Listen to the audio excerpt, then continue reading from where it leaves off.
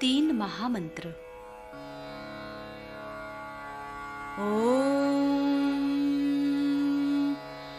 त्वमेव साक्षात् श्री महालक्ष्मी महासरस्वती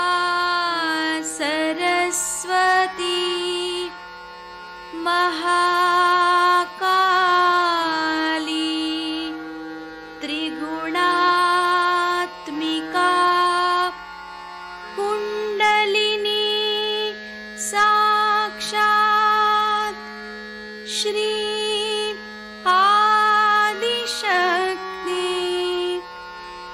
माताजी श्री निर्मला देव्यै नमो नमः। ॐ त्वमेव साक्षात् श्री कल्की साक्षात् श्री आदिशक्ति माताजी श्री निर्मला देव्यै नमो नमः। ॐ त्वमेव साक्षात् श्री कल्की साक्षात् श्री सहस्रार स्वामिनी मोक्षप्रदायिनी माताजी श्री निर्मला देव्यै नमो नमः। श्री गणेश मंत्र। ॐ त्वमेव साक्षात् श्री गणेश साक्षात् श्री आदिशक्ति माताजी श्री निर्मला देव्यै नमो नमः।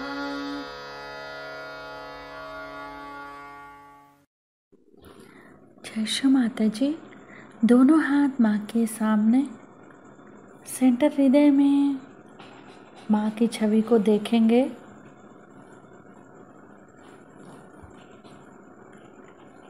बीचों बीच हृदय में माँ को, श्री माता जी को बुलाएंगे।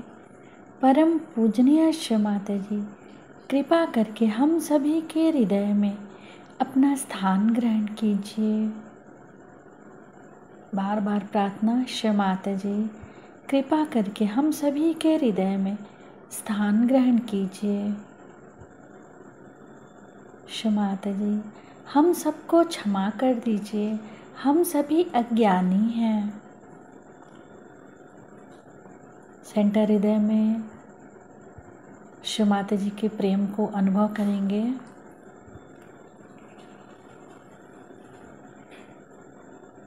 श्री माता जी आप ही तो श्री जगदम्बा भी हैं। कृपा करके हम सभी के हृदय में श्री जगदम्बा स्वरूप में संपूर्ण शक्तियों के साथ अपने श्री चरण कमल लेकर आइए। माँ के श्री चरण कमलों को देखेंगे सेंटर हृदय पे।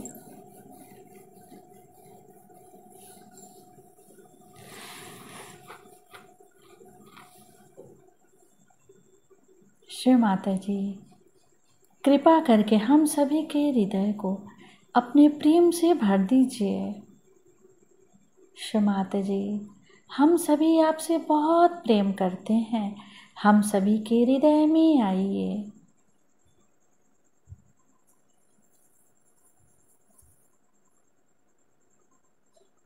दोनों हाथों पे, एक एक अंगुलियों पे माँ के प्रेम को अनुभव करेंगे।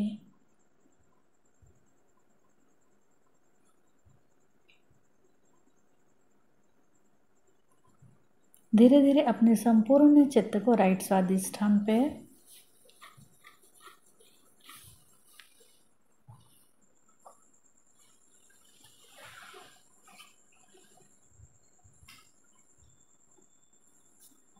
संपूर्ण चित्त राइट स्वादिष्ठान पे।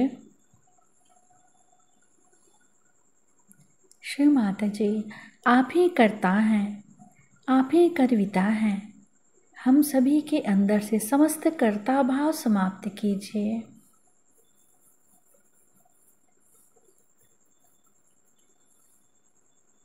श्री माता जी, हमारे दाहिने स्वादिष्ठान में समस्त कर्ता भाव समाप्त कीजिए।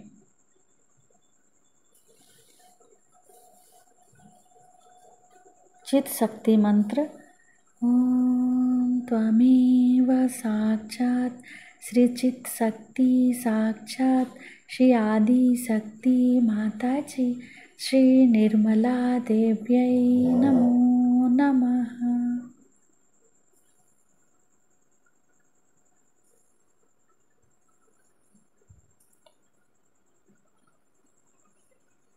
संपूर्ण चित राइट स्वादिष्ठान पे ही रखेंगे।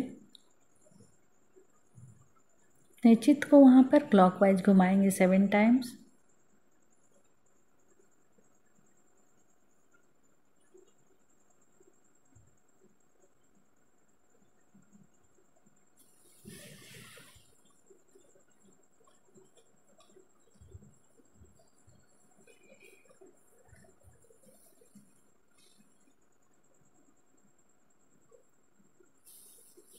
धीरे धीरे अपने संपूर्ण चित्त को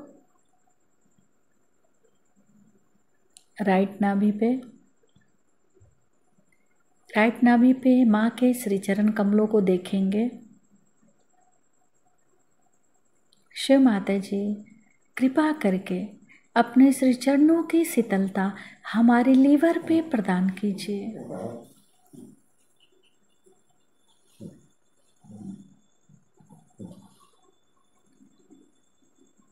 शिव माता जी, कृपा करके अपने श्री चरणों की शीतलता हमारे लीवर पे प्रदान कीजिए। अपने चित्त को भी राइट स्वादिष्ठान से फिर राइट नाभि पे क्लॉकवाइज घुमाएंगे।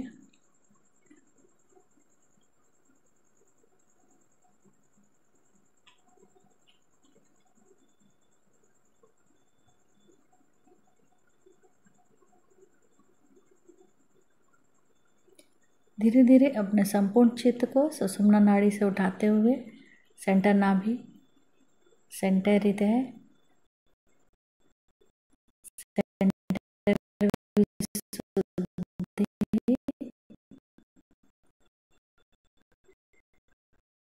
फ्रंट आज्ञा स्त्रार माता जी वो सुन सके बाकी जी।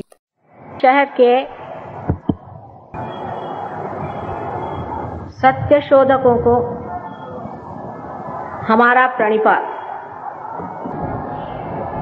सत्य की खोज के बारे में अनादिकाल से इस देश में अनेक ग्रंथ लिखे गए हैं। इसकी वजह यह है कि इस भारतवर्ष की जो भूमि है, इस भूमि में बहुत से आशीर्वाद छिपे हुए हैं जिसके बारे में हम जानते नहीं। यहाँ की आबोहवा इतनी अच्छी है कि आप जब घर से निकलते हैं आपको जैसे लंदन में हमें लबादे लबादे लादने पड़ते हैं और निकलने से पहले 15 मिनट तैयार होना पड़ता है, ऐसी कोई आफत नहीं। बाहर आते ही प्रसन्न, ऐसी सुंदर प्रसन्न हवा बहती रहती है। यहाँ एक इंसान जंगलों में भी, पहाड़ी में भी, शहरों के पास, नदियों के किनारे बड़े आराम से अपना जीवन बिता सकता है। यह हालत किसी भी देश में इतनी अच्छी नहीं है। या तो देश बहुत ज्यादा गर्म है या बहुत ज्यादा ठंडे हैं। अतिशयता की प्रकृति होने की वजह से वहां पर लोगों को हर समय प्रकृति से झगड़ना पड़ता है और ये संग्राम करते करते लोगों की वृत्ति आक्रमण करने वाली हो जाती, आक्रमणकारी हो जाती।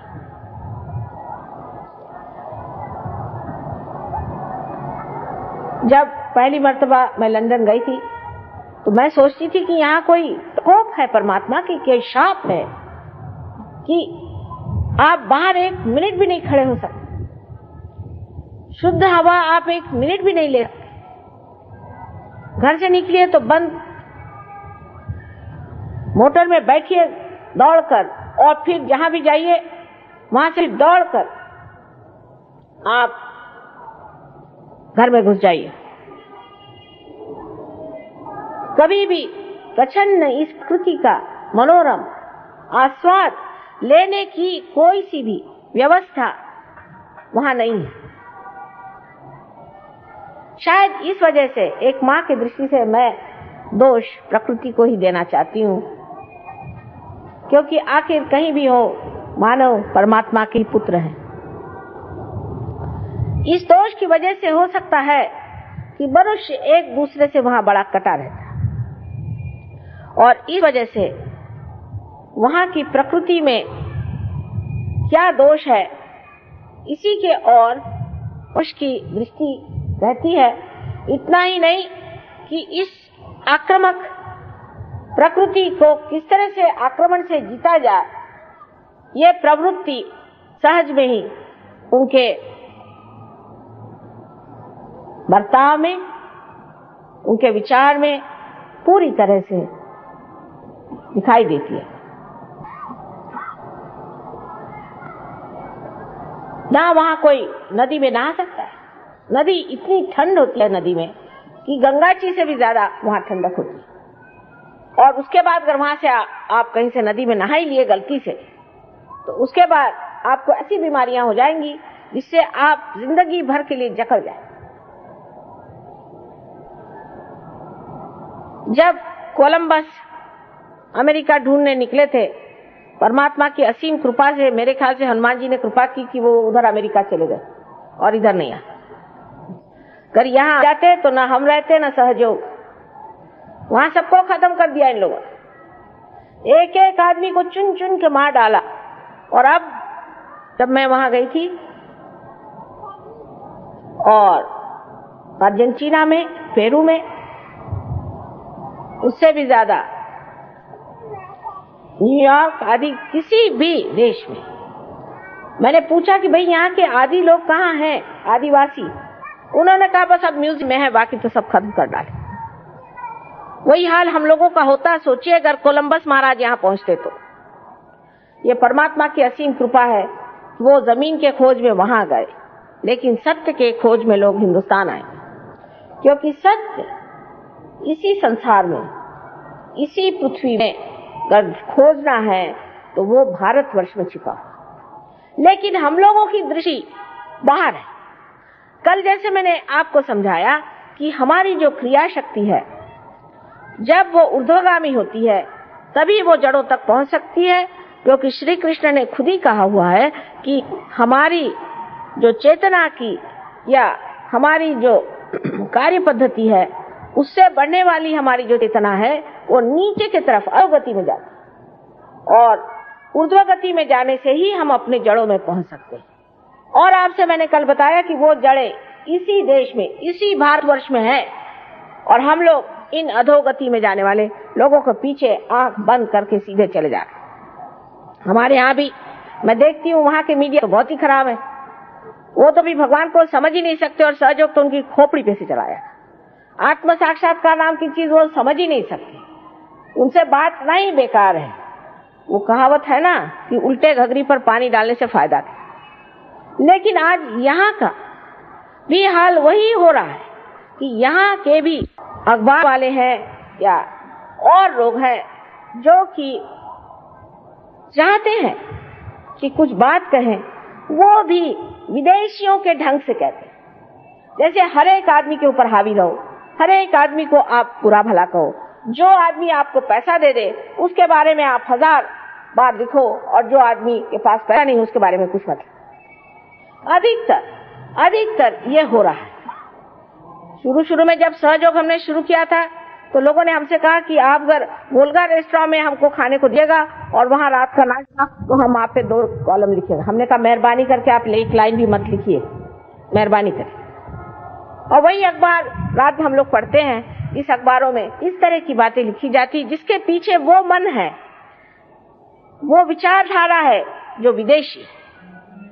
मेरे विदेशी विचारधाराओं से मुझे कोई लेना देना नहीं लगता, लेकिन वो जो विदेशी विचारधारा है उससे उनका क्या भला हुआ ये तो कम से कम जाके देखना चाहिए।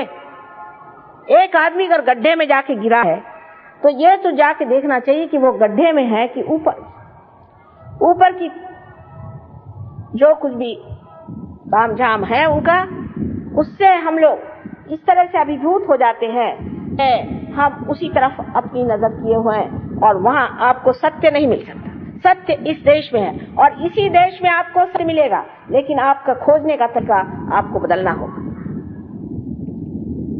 सत्य आपके बुद्धि से जाना जाता है, ऐसा बहुत लोगों का विचार है, लेकिन बुद्धि बहुत सीमित है, वो सत्य को जान नहीं। जब बुद्धि को मनुष्य इसी तरह से अपने विचारों को बढ़ाता है, जिसे हम कहें कि मेंटल प्रोजेक्शन करता है, अपने मस्तिष्क को इस तरह से दौड़ाता है, तो वो अपनी ही एक चीज बना करके और संसार के सामने एक कोई बड़ा बड़ी प्रमाण की तरह से, आइडियोलॉजी की तरह से सामने रखते। आप शायद इतना सफर न करें जितना मैंने किया। मैं रशिया गई हूँ, चाइना गई हूँ, अमेरिका गई हूँ, हर दुनिया की आइडियोलॉजी को मैंने देख लिया। ईरान गई हूँ, कोई दुनिया का देश नहीं होगा जो मैंने देखा नहीं। और मैंने एक ही बात पाई कि हर जगह आदमी मस्तिष्क से कोई चीज निकाल करके खड़ा कर देता है और यही सबसे बड़ी चीज है ऐसा समझ करके उसके पीछे लग जाता है और फिर वही भूत बन के उसे खा लेता है।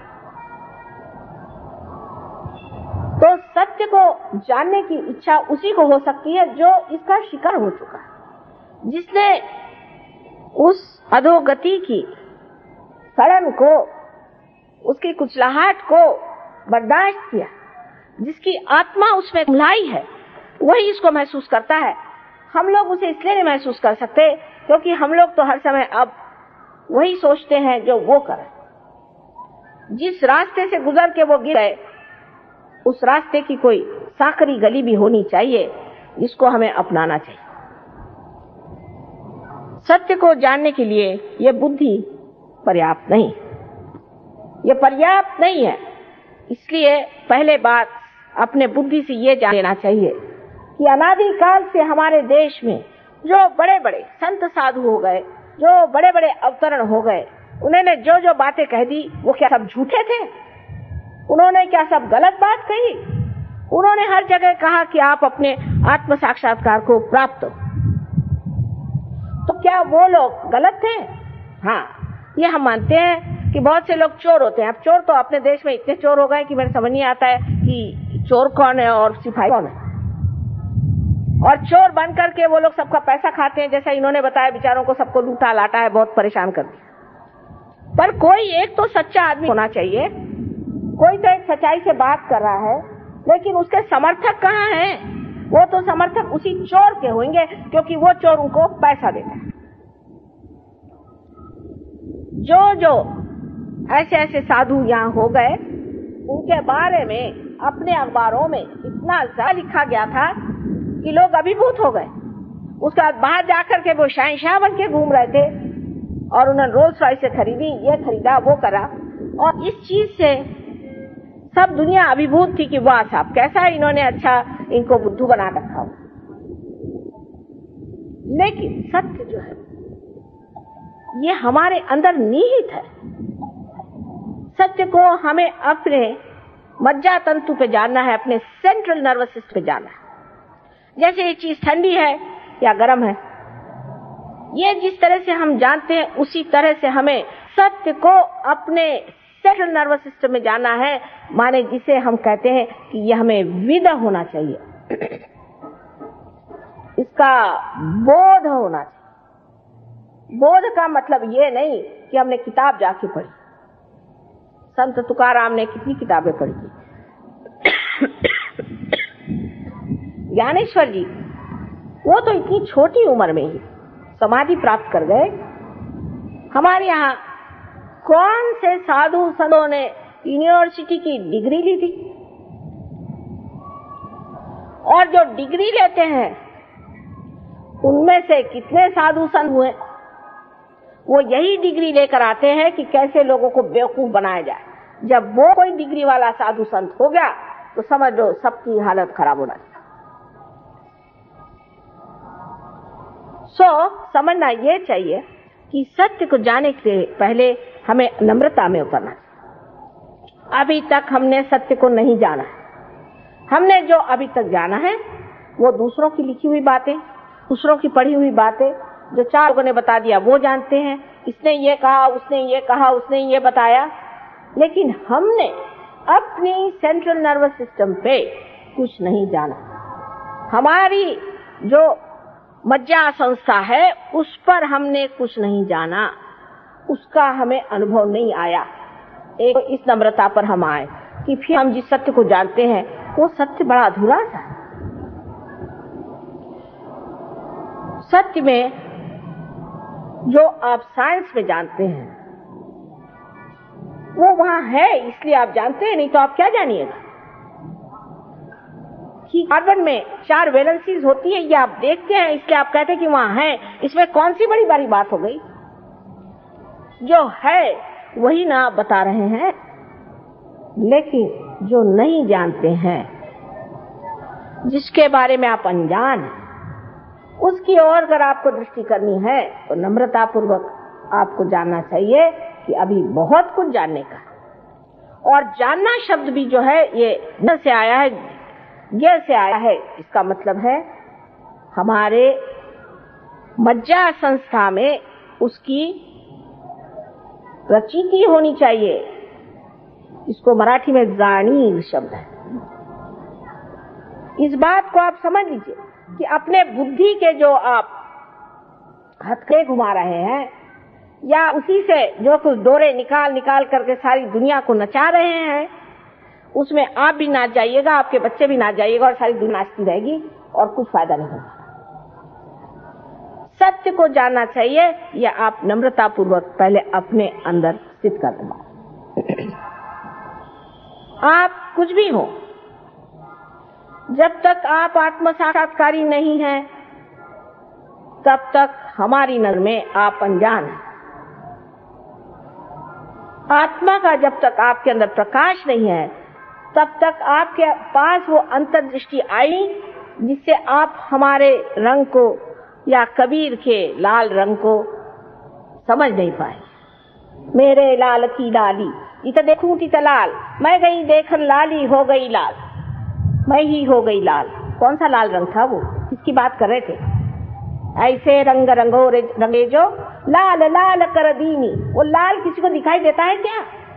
और कबीर दास जी को जो हमने सदुक्री भाषा और आदि कह करके उनको इतना गिरा दिया, और उनके इतने गहन तत्व को हमने इस तरह से निचोड़ करके उसको खत्म कर दिया कि वो एक दलित वर्ग के कवि थे। और मुझे बहुत आश्चर्य हुआ कि लंदन में रैदास जी का और कबीर दास जी का उन्होंने वहां मंदिर बनाया और इस जगह इतनी बड़ी विभूति हो गई और हमने उसे जाना। और बैठे बैठे बुद्धि से हम ये निकाल रहे हैं कि जो दर्जी बनकर के नामदेव थे, क्या वही नामदेव गुरु नानक से मिले थे? या ये निकाल रहे हैं कि जिन्होंने विवेक चूड़ामणि नाम की इतनी सुंदर तत्ववेत्ता पूर्ण, इसे कहना चाहिए, पुस्तक लिखी, ऐसे महान, ये तो बुद्धिवादियों को यही महान लगता है जिसमें वो चक्कर गिन्नी घुमाए, और उन्होंने इतनी ऐसी बात कैसी लिख दी जो सौंदर्य लहरी में है कि माँ की तुम स्तुति करो बस, और कुछ करो नहीं। तो ये दो आदमी हो सकते, एक नहीं हो सकता। ये हमारे अक्लमंद जो लोग हैं, उन लोगों ने ये बातें ला के रख दी। ये सत्य को कैसे खोज सकते हैं? ये अहंकार का अन्वेषण है।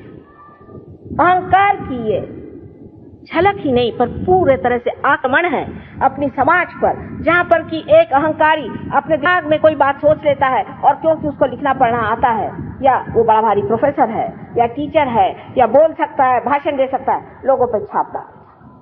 यहाँ ऐसे बहुत सारे तत्ववेत्ता है। एक हमने परसों सुने कि वो जा करके सब मारवाड़ी लोगों में जा करके बहुत ज्यादा रुपया कमाई, और उनको लोग तत्ववेत्ता समझते हैं, और वो गरीब लोगों से बताती हैं कि देखो भाई, गरीबी ठीक है, कोई हर्जा नहीं, ये तो पूर्व जन्म के कर्म से तुम पा रहे, और आप किस जन्म के कर्म से ये कर्म कर रहे हैं, और आपका अगला जन्म क्या होगा। तो बुद्धि के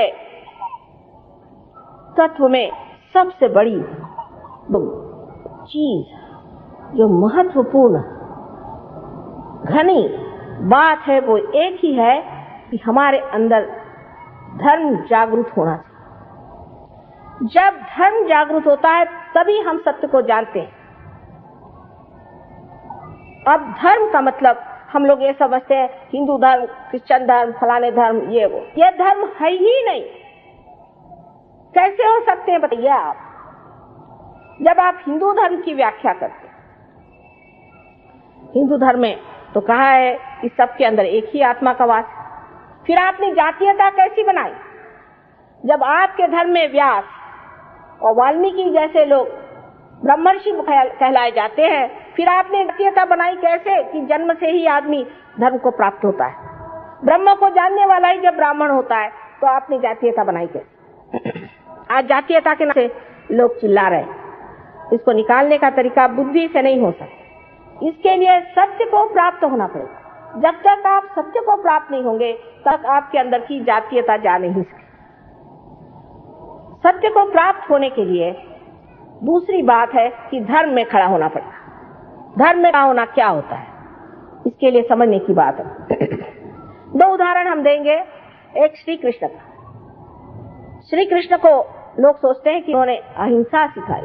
हाँ, सिखाई तो है अहिंसा, वो गरीबों के लिए, वो ऐसे लोगों के लिए जो त्रस्त है, लेकिन जो दुष्ट है उनके लिए अहिंसा नहीं सिखाई है, उनके लिए हिंसा सिखाई है। जिस वक्त कर्ण का पैर रथ के चक्के में फंसा था और उनके ऊपर अर्जुन ने अपना गांडी पकड़ा था, तो कर्ण ने उनसे कहा कि देख, तू भी वीर है, मैं भी वीर हूँ, और मुझे क्षत करने का तुझे अधिकार नहीं, जबकि मैं सशस्त्र नहीं हूँ।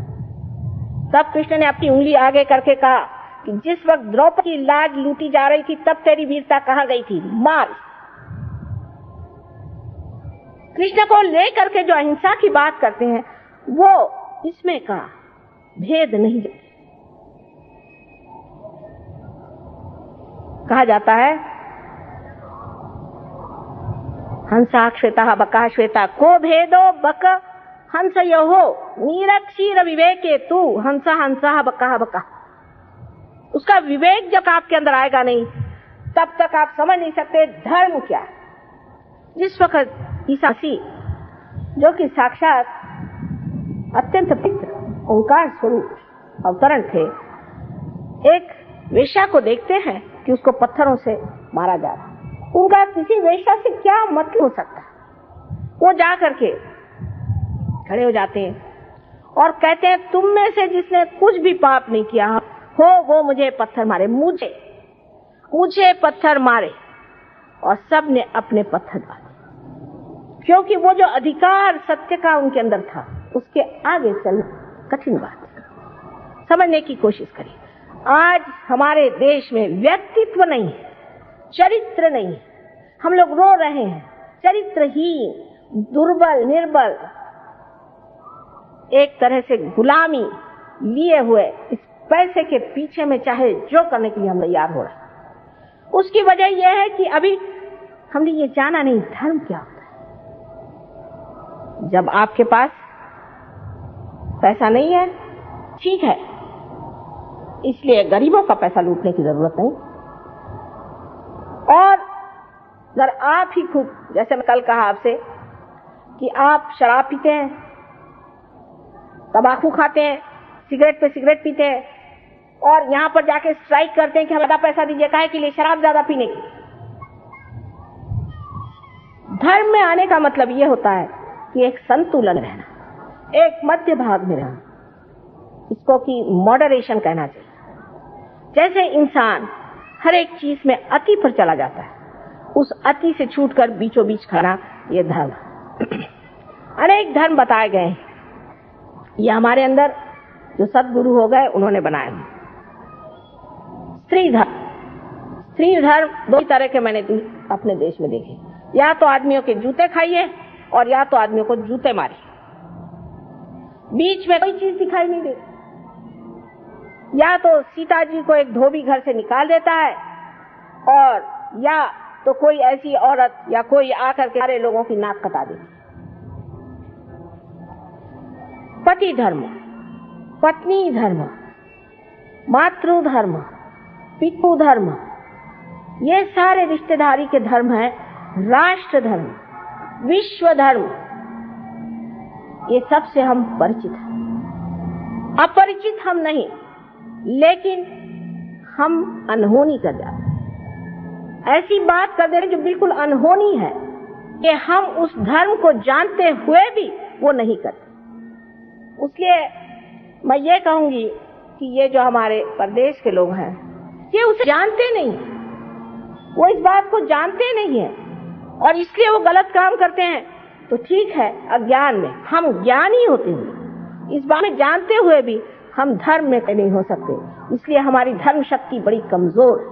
और जो आदमी धर्म में खड़ा होता है वो सबसे शक्तिशाली मनुष्य होता है। पैसे से आपके अंदर बिल्कुल भी शक्ति नहीं आ सकती।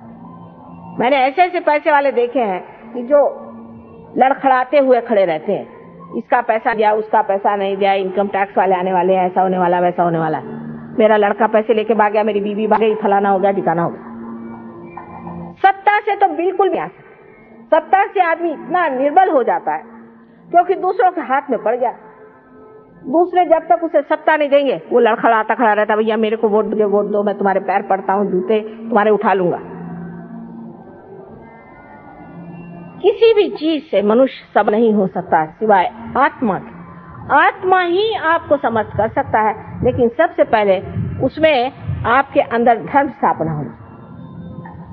और धर्मी की स्थापना करने के लिए मंदिर, मस्जिद और चर्च बनाने से होगा नहीं।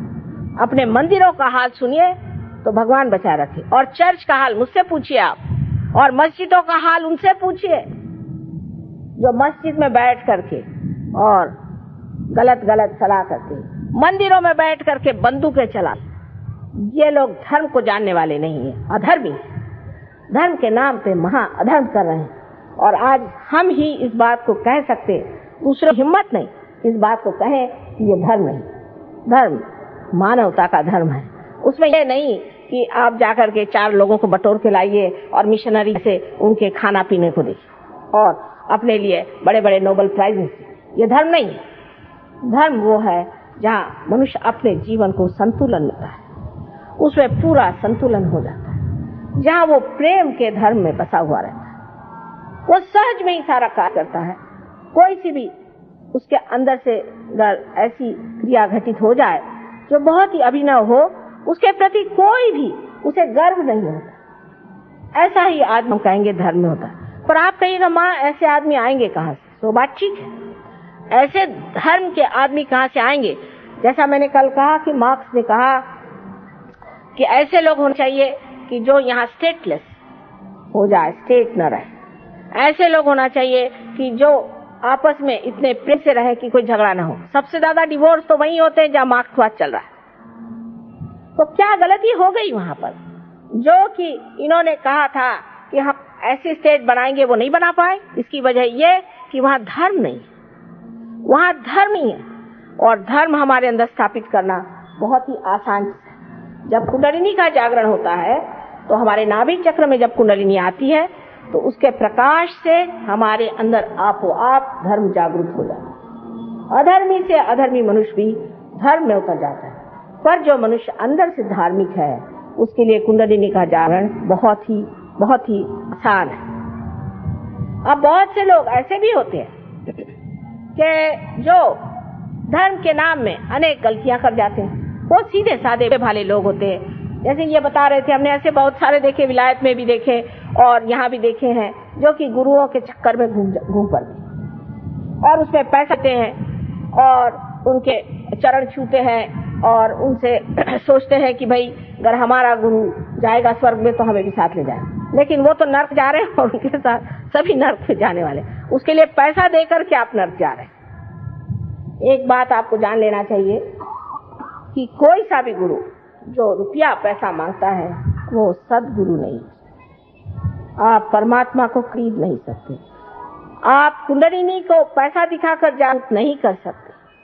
वो वही चीज है जो मनुष्य कर सकता है कि वो पैसे से लुभा सकता है लोगों को। लेकिन कुंडलिनी एक जीवंत शक्ति, शुद्ध इच्छा है, और कोई सा भी शुद्ध मनुष्य पैसे से जीता नहीं जा सकता, ना खरीदा जा सकता। इसलिए आप जान लिए कि कोई भी आदमी आपसे यह है कि तुम्हारे कुंडलिनी जागरण का इतना पैसा दो या तुम्हारे आत्म साक्षात्कार इतना पैसा दो, तो उस पर विश्वास नहीं करना।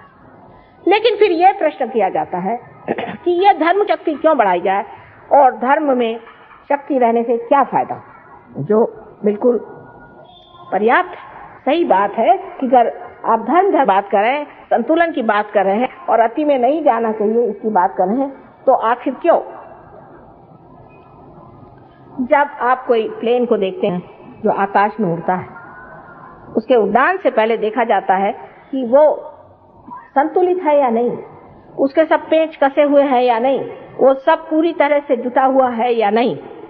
उसी प्रकार धर्म से मनुष्य में वो शक्ति आती है जिससे वो उड्डान कर सकता है। उसका उड्डान बहुत आसान और बिल्कुल सीधा पहुंचता है अपने लक्ष्य की ओर जब वो धर्म में खड़ा। बाह्य के धर्मों की बिल्कुल भी नहीं बात कर रही हूँ, लेकिन अंदर के अपने धर्म होते हैं। जैसे कार्बन की वैलेंसी जो 4 है, ये उसके धर्म है। कार्बन का धर्म है उसकी 4 वैलेंसी। और उसी प्रकार हमारी 10 वैलेंसी है, हमारे 10 धर्म हैं। उन 10 धर्मों को हमें संभालना चाहिए, और जब तक हम उन 10 धर्मों में संतुलित नहीं होते हैं तब तक हमारी उड्डान नहीं हो सकती। वो 3.5 लपेट में, जैसे कि एक कागज को आप लपेट लीजिए, इस तरह से मध्य नाड़ी है, और उसके जो बीच का हिस्सा जो बहुत सूक्ष्म है, उसके अंदर से कुंडलिनी एक बिल्कुल छोटे से बाल की तरह उठ करके और छेद देती है ब्रह्मरंध्र। उसके बाद ऊपर से परमात्मा की जब करुणा बहने लगती तब और उसके साथ में बहुत सारे ऐसे ही केश के जैसे बिजली के तरह तार जैसे उठते हुए कुंडलिनी 6 चक्रों में भेदती हुई ऊपर तक चली जाती है। जो आदमी संतुलन में रहता है, जिसने हमेशा धर्म का पालन किया है, जो धर्म में रहता है, अपने गौरव से रहता है, ऐसे आदमी की कुंडलिनी खट से पूरा की पूरा ब्रह्मरंध्र छेद करके ऊपर चली जाती है। ऐसे हमारे यहाँ कुछ लोग हैं, लेकिन वो देहातों में रहते हैं, शहरों में नहीं।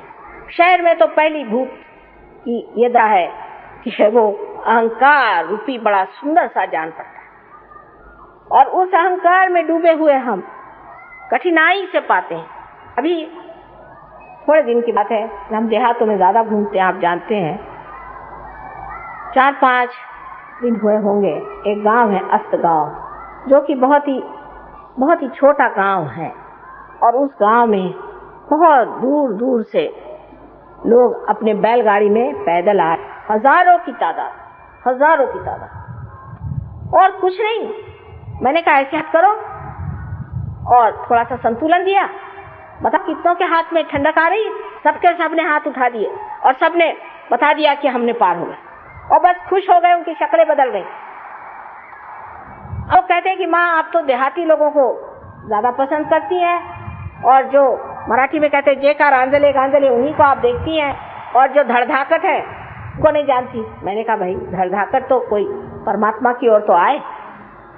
जो शहरों में रहने वाले लोग हैं उन पर जो मैंने कल आपको बात बताई थी कि अधोगति की ओर जा रहे, चित्त उनका हमेशा गलत ही चीजों की तरफ जाता है, जहाँ नहीं जाना चाहिए वहीं जाता है। उसकी वजह यह है कि हमने अपना जो मार्ग लिया हुआ है वो उल्टा, इसको उलटना चाहिए, इसको ऊपर की ओर लाना चाहिए, ऊर्ध्व गति में जाना चाहिए। सो कैसे?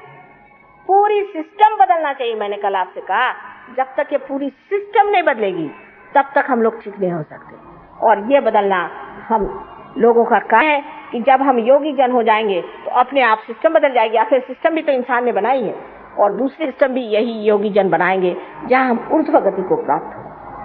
इस ऊर्ध्व गति को प्राप्त होने से आप सत्य को जानेंगे। अब सत्य क्या है?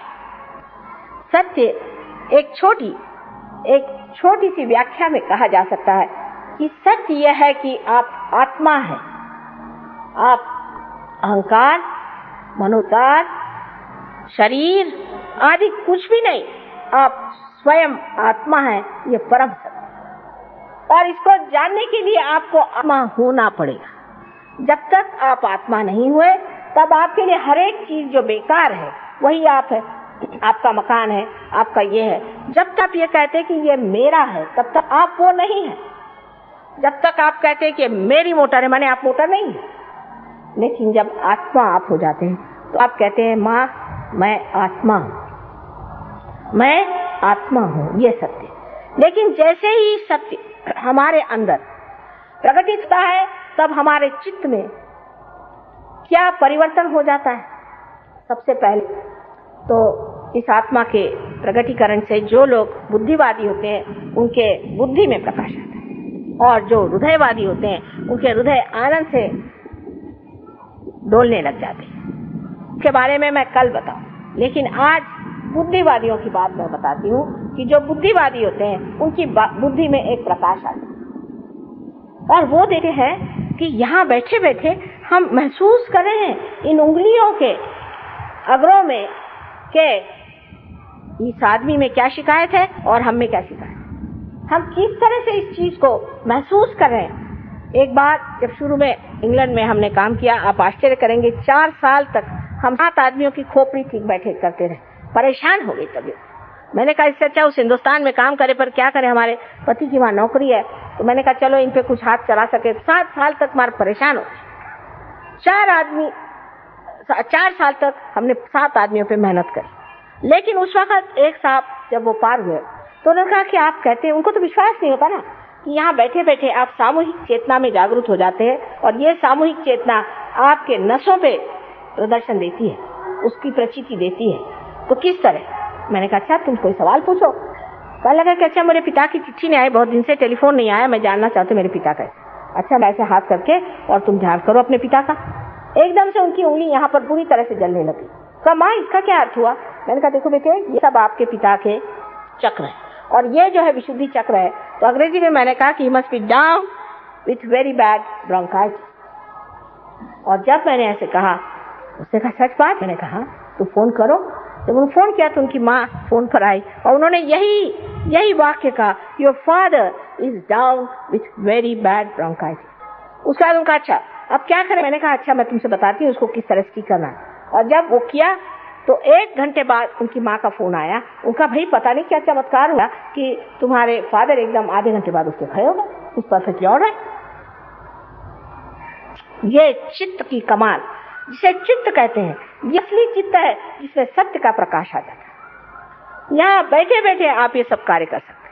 आज तक मनुष्य ने कोई सा भी जीवंत कार्य नहीं किया, सब मरा हुआ कार्य लोग कर रहे हैं। मैंने कल ही बताया आपसे, जीवंत कार्य सिर्फ आत्मा के प्रकाश से हो सकता है, जबकि हाथों के उंगलियों के सहारे सारी कुंडली नहीं उठती है। आज आपने डॉक्टर वॉरेन को सुना है, इनकी जो बातें हैं, जो भी कहा, इससे बहुत गहरे आदमी है।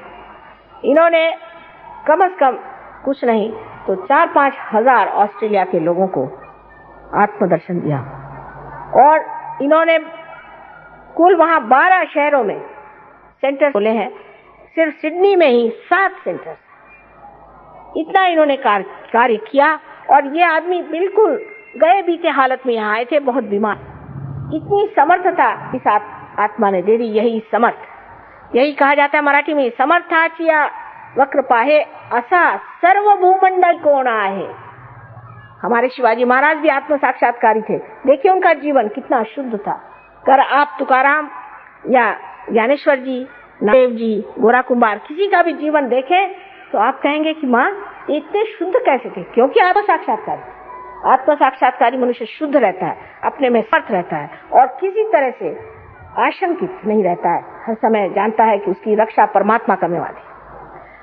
आपको परमात्मा के साम्राज्य में आना चाहिए। आजकल के जमाने में ये बातें करना, लोग सोचते हैं ये निरी बेवकूफी है, क्योंकि जो बेवकूफ होते हैं वो दूसरों को हमेशा इस तरह से समझते भी।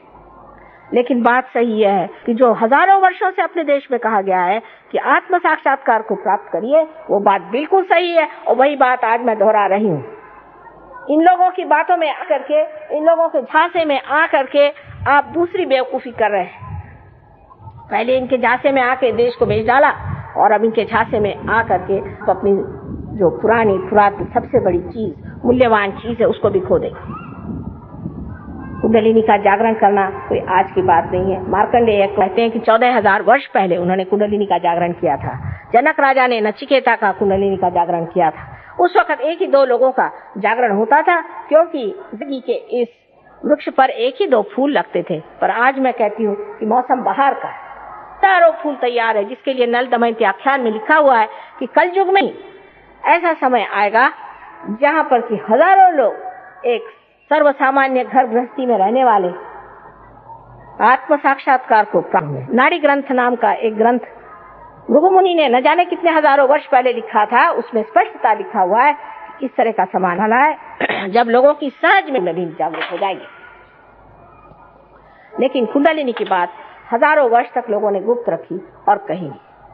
ज्ञानेश्वर जी ने अपने ज्ञानेश्वरी में 6ठे अध्याय में, जबकि उन्होंने गीता पे टीका लिखी, उनसे रहा नहीं गया, उन्होंने उस पर कुंडलिनी का वर्णन कर दिया। लेकिन बाद में सबको बताया गया कि वो 6ठा अध्याय पढ़ा, क्योंकि इनका पेट जो मारा जाएगा, जो परमात्मा के नाम पर पैसा कमा रहे हैं उनका पेट मारा जाएगा। तो उन्होंने कहा कि आप 6ठा अध्याय मत पढ़ें।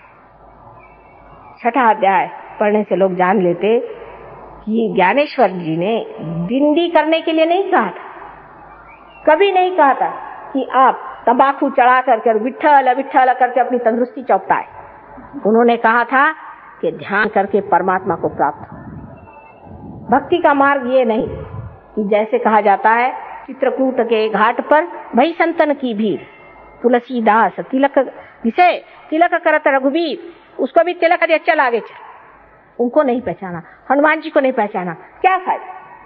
ये एक जिसने आत्म साक्षात्कार को प्राप्त नहीं किया, उसकी क्या दशा होती, तुलसीदास जी ने वर्णित किया हुआ। इसलिए आत्म साक्षात्कार होना बहुत आवश्यक है। आत्म साक्षात्कार करने के लिए कोई ऐसे अजीब अजीब प्रश्न पूछते हैं कि आप ही क्यों करते हैं? भाई आप करो, मुझे तो बड़ी खुशी हो, आप आइए पधारिए, मैं आपको 10 हार पहनाऊं, मुझे छुट्टी करिए। अगर आप कर सकते हैं तो क्या करें, क्योंकि मैं कर सकती हूँ इसलिए वो नाराज। लेकिन अगर आप कर सकते हैं तो बड़ी अच्छी बात, आप करिए ना। ये कोई काम आसान नहीं, पहाड़ों जैसी कुंडलिनी उठाना आसान चीज नहीं है। लेकिन इसलिए कि कुछ नहीं चाहिए तो लोग किसी तरह की बातें करते रहते। इससे कोई हमारा क्या लाभ होने वाला है? हम तो सब प्राप्त, हमारे पास तो सब कुछ, लेकिन बांटे बगैर मजा भी नहीं आता। इसीलिए मैं कहती हूँ कि हम तो बड़े कैपिटलिस्ट हैं और हम बड़े भारी कम्युनिस्ट भी हैं, क्योंकि बांटे बगैर मजा नहीं आता और सब दूर घूमते फिरते रहते हैं जंगलों में, गरीबों के पास, अलों के पास, सबके पास दौड़ते रहते हैं कि बाबा अपने आत्म साक्षात्कार को प्राप्त। एक माँ की इच्छा यही है कि जब तुम्हारा ही इतना बड़ा धन तुम्हारे अंदर, इतनी संपत्ति है, तो क्यों न उसे प्राप्त करो, उस संपत्ति को क्यों न प्राप्त करें, उस संपत्ति को हम क्यों न अपने अंदर पनपने दें और उसका उपयोग करें, उसकी शक्ति पर हम जागरूक। ये हमारा देश का धरोहर, ये हमारा देश का धरोहर है। इसको जान लीजिए कि आपका और कोई धरोहर नहीं, और सर्वमूल्यवान धरोहर ये है। जिस दिन आप इसे प्राप्त करेंगे उस दिन सारा संसार आपके चरणों में लौटेगा। ये लोग जब आए प्रदेश से आते साथ इस भूमि की मिट्टी इन्होंने अपने सर में लगा ली। और जब ये तुकाराम के स्थल पर गए थे देहू में, और वहां जब ऊपर पहुंचे तो लोगों ने बताया कि माँ ये तो मिट्टी पे अपना सर लगा है। मैंने कहा क्यों? कहले माँ चैतन्य जो है जमीन के अंदर से फूट पड़ रहा था। चैतन्य हम देख रहे थे एकदम जैसे कि अंदर से फुहारे निकल रहे थे। ये एक आत्म साक्षात्कारी ही देख सकता है क्योंकि उसने सत्य को पाया है।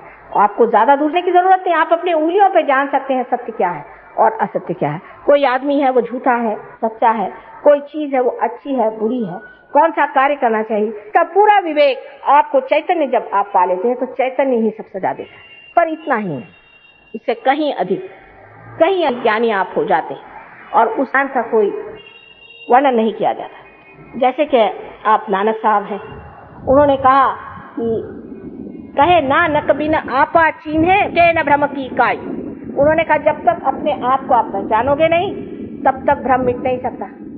तो वो लोग अखंड पाठ करते हैं, अखंड पाठ 2.5 दिन होता है तो वो उंगली रखेंगे, भाई यहाँ खत्म हुआ, अब इससे दूसरे आके आदमी उस उंगली पर पकड़ के फिर वो अखंड पाठ पढ़ेंगे। 2.5 दिन के बाद थक थुका के सब सो जाएंगे, तीसरे दिन शराब पिएंगे।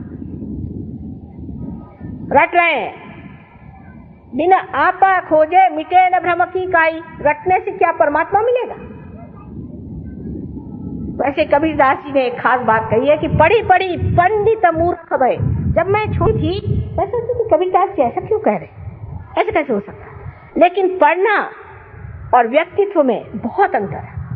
आदमी जब पढ़ने की बातें कैसे करता है क्योंकि उसके अंदर धर्म नहीं, धर्म की शक्ति नहीं। जिस आदमी में धर्म की शक्ति होती है वो कभी भी इस तरह की असत्य बात बाहर और अंदर से पूरी तरह से एक खोखलेपन से जीवन नहीं दिखा सकता। मनुष्य के व्यक्तित्व के लिए आज जरूरी है कि आप अपने आत्मा को जान लें, उसके बाद आप अपने धर्म को भी जान जाएं, अपने शरीर को जान जाएं, अपने प्रकृति को जान जाएंगे, अपने स्वभाव को जान जाएंगे, अपने चक्रों को जान जाएंगे। कम से कम मैं कहती हूँ कि आपके गुरु हैं तो कम आपकी तंदुरुस्ती तो अच्छी रखें। पैसा तो खूब ले रहे हैं, तंदुरुस्ती तो आपकी चौपट है। किसी को पैरालिसिस हो रहा है, किसी को और कोई बीमारी हो रही है। और ऐसे लोग बुद्धिवादियों को बहुत अच्छे लगते हैं। एक पूना में एक गुरु हो गए, अब रहे नहीं भगवान की कृपा से, उनके शिष्य लोग आए थे। किसी को पैरालिसिस है, किसी को किडनी ट्रबल है, किसी की आंखें ऊपर चढ़ रही हैं, किसी को दिखाई नहीं देता, कोई अंधा हो गया, कोई कुछ। तो मैंने कहा भाई आपके गुरु करे क्या थे? तो उनके जो शिष्य साहब बड़े लंबा मुंह करके मुझे कहले, आपने तरुणोपाय गरुणोपाय करुणोपाय सुना है? मैंने कहा नहीं भाई नहीं सुना। कहाँ लिखा है? कौन से शास्त्र में? नहीं शास्त्र में नहीं, हमारे गुरुजी ने हमें बताया। अच्छा, ये कहाँ से बीच में से निकल आए आपके गुरुजी जो कि सारे शास्त्रों को बनाकर और अपनी तरफ से बता रहे हैं एक बात को। जो आदमी अपने ही तरफ से नई चीज निकालता है और अपने को बड़ा अभिनव समझता है, वो जीवंतता लेकर नहीं, क्योंकि जीवंत चीज ऐसी होती है कि बीज से मूल और मूल से उसकी पूरी सृष्टि होती है एक वृक्ष की, और फिर उस वृक्ष में ही जा करके फल लगता है। ये नहीं कि फल कहीं आकाश से चला है, वो तो प्लास्टिक का होगा। सारे शास्त्रों का आधार इस पर होना चाहिए। अब ये जरूर है कि एक शास्त्र यहाँ लिखे गए समयाचार के अनुसार, दूसरे शास्त्र समयाचार के अनुसार वहां लिखे गए, लेकिन जो इंसान उनका साथ एक करके बताए वही सदगुरु है। जो उनमें ये दिखाए कि ये गलत है और वो गलत है, वो आदमी सदगुरु नहीं। साईनाथ, श्री के साईनाथ, उनके मैं जब जगह गई थी तो मुझे बड़ा आनंद आया। उन्होंने लिखा है कि किसी भी धर्म की निंदा करना महापाप है। धर्म चीज और है और उस धर्म के पालने वाले उसके उल्टा मुंह करके बैठे हुए। इसलिए उनके पालने वालों से आप धर्म को गालियां मत दीजिए। धर्म चीज और है, और ज्यादातर धर्म इसलिए लोग इस्तेमाल करते हैं कि यही एक पाखंड से वो जिंदगी में रह सकते हैं। जैसे हमारे बंबई में एक बार बड़ा भारी स्मगलिंग केस हुआ, तो जब उन्होंने विलायती शराब लाई तो वो गीता के किताबें बना करके ऐसी झूठ मूठ की उसके अंदर रखेला, क्योंकि गीता को कौन पूछेगा। इसी तरह से धर्म है, बड़ा भारी ठेला लगा लीजिए, एक नाटक बना लीजिए और धर्म का नाम ले लीजिए तो लोग चले आपके पैर पे। धर्म के लिए संसार छोड़ने की जरूरत, घर द्वार छोड़ने की जरूरत नहीं। कोई चीज जब पकड़ी नहीं तो छोड़ेंगे किसी। जिसने किसी चीज को पकड़ा हो वही तो छोड़ेगा। आज ठीक है, हमारे पति है, उनकी एक फैमिली है, पिता की एक फैमिली है, उनका एक ढर्रा है, उस घर में रहने का है, ठीक है, उस ढंग से हम रह रहे। कल अगर आप जंगलों में कहिए, जंगलों में रहेंगे, हमारी अपनी बादशाहत है। हम थोड़े ना कि ये चीज चाहिए हमको, वो कंफर्ट चाहिए हमको, एयर कंडीशनिंग चाहिए। ये तो भिखारियों के लक्षण है। और जो भिखारी होता है वो कोई गुरु नहीं हो सकता। जो आपके टुकड़ों पे पलता है वो कोई गुरु होगा? अगर कोई कहे कि मेरे घर में आपके मुफ्त रहे तो आप रहिएगा, जिसमें इतना भी आत्माभिमान नहीं। ऐसे आदमी को आप लोग गुरु मान लेते हैं और उनको पैसा रुपया देते रहते हैं, बकवास सुनते रहते हैं, तो आपके लिए भी क्या कहा जाए। ऐसे लोग मार खाते हैं, उनकी कुंडलिनी हाथों हाथ हो जाती। मैंने देखा है हताहत इतनी बुरी तरह से होती है कि कभी कभी किसी किसी की कुंडलिनी जैसे कोई किसी ने मार मार के उसके बिल्कुल धजड़ा बना दिया, इतने उसमें छेद दिखाई देते और माँ छटपटाती रहती बेचारी आपकी माँ कि इसको कैसे मैं रियलाइजेशन दूं, इसका मैं कैसे उठा। तो परिवर्तन होना चाहिए, आपके अंदर परिवर्तन होना चाहिए। और परिवर्तन ऐसा होना चाहिए कि दुनिया कहे चमका हुआ ये सितारा है, ये चमक गया है, इसके मुंह पर ये कार किया है, कितना बढ़िया आदमी है। हमने ऐसे ऐसे देखे कि एक रात में शराबी कबाबी आदमी था, इतना शराबी आदमी कि आके मुझे वो गाली दे रहा था, और दूसरे दिन पार होते ही आप उनकी शक्ल नहीं जान सकते, क्योंकि आदमी समर्थ हो जाता है, इतना शक्तिशाली होता है कि किसी भी तरह की गंदगी, किसी भी तरह की बुराइयां, किसी भी तरह की गुलामी वो नहीं करता। हमको कोई संत साधुओं से थोड़े कहना पड़ता था कि भाई तुम शराब मत पियो, उनके लिए कोई शराबबंदी थोड़ी करनी पड़ती थी। वो स्वयं इतने शुद्ध थे कि जहां जाते थे वहीं लोग इसको छोड़ देते। लेकिन इतना ही नहीं, जिस वक्त आप सत्य को प्राप्त होते हैं तो इसका एक प्रकाश, उस प्रकाश में जब आप दूसरों को देखते हैं तो आपको नजरअंदाज आ जाता है कि इस आदमी को क्या परेशानियां हैं और उसकी सहायता कैसे। सबसे बड़ी तो बात यह कि सत्य का प्रकाश स्वयं प्रेम है, और प्रेम में क्षमा। हर समय आदमी चाहता है कि इसको क्षमा कर, और जब कोई सहयोगी आके कहता है माँ इसे क्षमा कर दीजिए, मुझे बड़ा आनंद होता है कि देखिए इसने ये सहानुभूति से कहा कि माँ इसे क्षमा कर दीजिए, ये ठीक हो जाए। इस तरह से जिसको हम सत्य समझते हैं उसको हम सोचते हैं कि सत्य वाला आदमी एकदम ऐसा होता है जैसे दुर्वासा। अधिकतर जो लोग सत्य की बात करते हैं वो अधिकतर से ही होते हैं, बड़े कठिन जीव, क्योंकि आगे आप खड़े नहीं हो सकते। लेकिन जो परमात्मा के सत्य को जानता है वो प्रेम का सागर होता है, वो करुणा का सागर होता है। उसके एक दृष्टि के कटाक्ष से आपका पूरा निरीक्षण हो जा रहा है। इतना ही नहीं, लेकिन आपकी सारी दुविधाएं दूर हो सकती। ये बात सत्य है, इसको आप आजमाएं और देखें। लेकिन जो अहंकार पूर्ण है उनके लिए सहयोग नहीं, उनके लिए सहयोग नहीं है। जो नम्रता पूर्वक सहयोग में आना चाहे उन्हीं के लिए सहयोग है, अहंकारी लोगों के लिए सहयोग नहीं। इसलिए कृपया याद लीजिए कि जो लोग अहंकार पूर्ण यहाँ पर कुछ तमाशा देखने आए हों, उनके लिए बेहतर होगा कि वो कहीं जाकर और अच्छा तमाशा देखें। जो अपना तमाशा देखना चाहते हैं, जो खुद को देखना चाहते हैं, जो आपा चिन्हना चाहते हैं, वो यहाँ पर बैठे। इसी से आप सत्य को जानेंगे, और सत्य को जानने का मतलब कभी भी बुद्धि से नहीं होता है, लेकिन आत्मन्येव आत्मनि तुष्टः, आत्मा से ही आत्मा को जाना जाता है।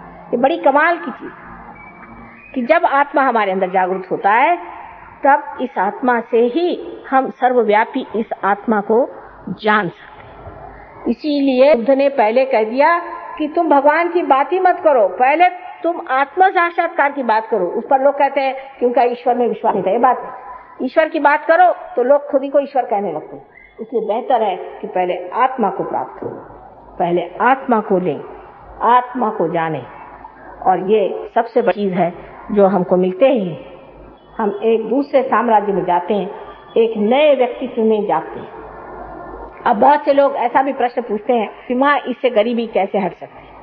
बिल्कुल हट सकती है। गरीबी मन की होती, गरीबी पैसे की नहीं होती, गरीबी मन की होती।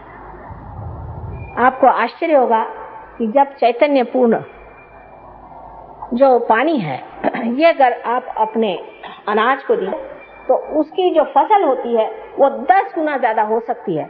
अभी हमारे यूएनओ में एक शिष्य है, हमीद नाम है, मुसलमान है ईरान के, उन्होंने एक अभी प्रयोग किया हुआ है और उसमें दिखाया कि चैतन्य पूर्ण पानी से एक पेड़ कितना हो सकता है। सूरजमुखी के फूल पे उन्होंने प्रयोग किया था और जिसमें कि आप बहुत सारे खत डालते हैं वो भी उससे छोटा ही रहता है और जिसमें कुछ नहीं डालते वो बिल्कुल गिर जाता है। इसका मतलब यह है कि जब चैतन्य पूर्ण चीज आप कहीं भी देते हैं तो उससे एक समृद्धि आ जाती। हम देखते हैं खेतों में जाते हैं, कभी उससे भाई ये किसका खेत है, सहयोगी का, आप पहचान लेंगे, समृद्धि आ जाती। और उस समृद्धि का एक ही तरीका है कि परमात्मा से आशीर्वादित आत्मा आप बनिए। उसके अनेक हाथ हैं, उसके अनेक आशीर्वाद हैं, उसके दरबार में किसी चीज की कमी नहीं और उसकी गवर्नमेंट नहीं एफिशिएंट है कि बस आप उससे कोई बात कर दीजिए हो जाती, पर पहले उससे बगैर कनेक्शन ही के अगर आप उसे परेशान करिए तो आप गिरफ्तार हो जाए। इसलिए बेहतर है कि आप उसे अपना कनेक्शन कर लीजिए। सबसे आसान चीज है, इसमें कुछ नहीं करना, सह आपके साथ पैदा हुआ ऐसा योग का आपका जन्म सिद्ध हक है जिसे आप प्राप्त करें। अगर हिंदुस्तानियों ने नहीं प्राप्त किया तो मैं क्या आगे सर फोड़ूंगी, आप ही लिए है। और विशेषकर इस भारतवर्ष में बड़ा भारी योग का दान है।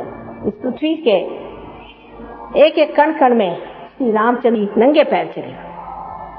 आकाश में आपको दिखाई नहीं देता होगा, मुझे सब दूर चैतन्य दिखाई देता। जैसे ही हिंदुस्तान में हमारा प्लेन आ जाता है, मैं चैतन्य, चारों तरफ चैतन्य फैला। आशा है आपको भी ऐसी आंखें मिल जाए जिससे आप भी इस चैतन्य को देख सकें और उसका वर्णन कर सकें। इस सत्य के अनेक स्वरूप हैं जिसके बारे में एक लेक्चर में मैं कितना आपसे बताऊं सो कम है। इस पे अनेक मैंने लेक्चर्स दिए हैं, यहाँ तक कि इंग्लैंड में कम मेरे 2-3 हज़ार लेक्चर्स हो गए होंगे अंग्रेजी भाषा में ही और हिंदी भाषा में भी और मराठी भाषा में। जैसी भी ये भाषा मैंने मराठी ही सीखी है बचपन में और हिंदी भाषा मैंने कभी सीखी नहीं थी और अंग्रेजी भी कभी सीखी नहीं थी। लेकिन मेरे ख्याल से जब तक हृदय से आप बात करते हैं तो कोई भाषा की खास विशेषता नहीं रह जाती। भाषा हृदय तक भिड़ जाए यही बस चाहिए और आपके हृदय में आपके आत्मा की जागृति हो जाए, यही मैं चाहती हूँ। परमात्मा आप सबको मति दे।